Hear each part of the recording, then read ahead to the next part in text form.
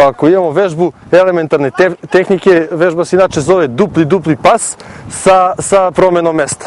Pokušat ćemo sad da tu vežbu demonstriramo. Ajmo, kreni. Tako, leva noga beži sa strane. Ajmo, življe malo, to da ide brže. Hop, i ostavi na čunj.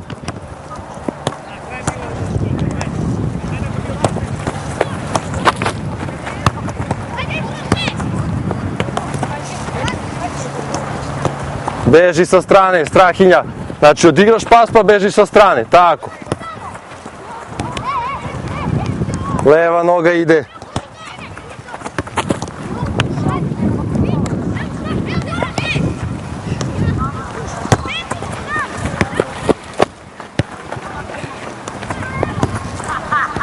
Ajmo, nastavi.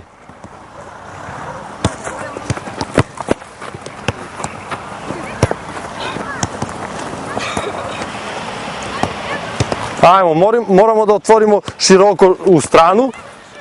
Ajmo sad pas.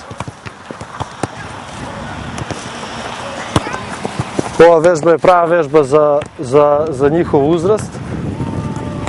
Po težini je odgovarajuća jer imamo, znači nakon odigranog pasa, promena mesta.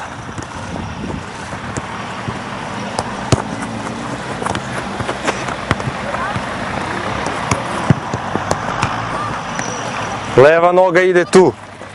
Leva noga u unutrašnji deo stopala, tako.